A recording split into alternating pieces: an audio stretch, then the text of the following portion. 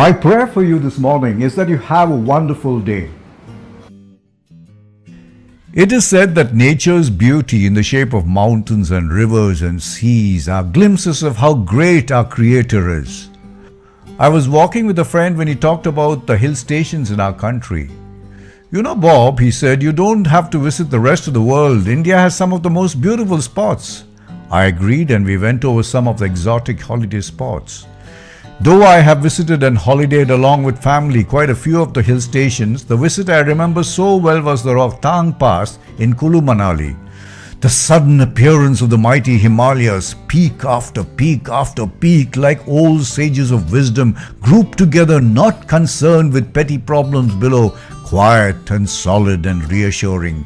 Don't worry, Bob, they seemed to say without looking in my direction. There's nothing to worry about that can't be handled higher up.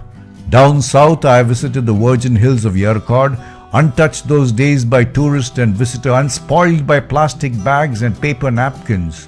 Kunur on the Nilgiri hillside was equally beautiful, though a bit crowded. Yercaud was where we stayed with dear friends. Kodaikanal was divine and had an aura of mystery in the sudden appearance of old colonial bungalows and tiny church through mist and fog.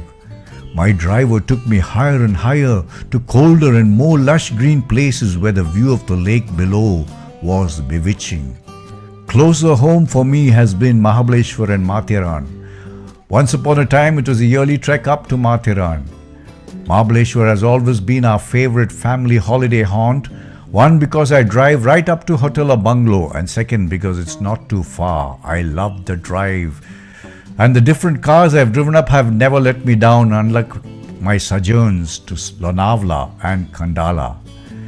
Yes, my friend, I tell him, India has a charm that needs no visit to the outside world, though there's one place outside that I must tell you about.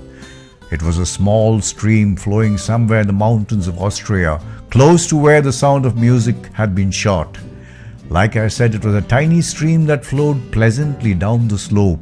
I sat by its side and lowered a leg into the calm waters. I closed my eyes and felt the psalmist whispering into my ear, "The Lord is my shepherd, I shall not want. He makes me lie down in green pastures. He leads me beside quiet waters. He restores my soul."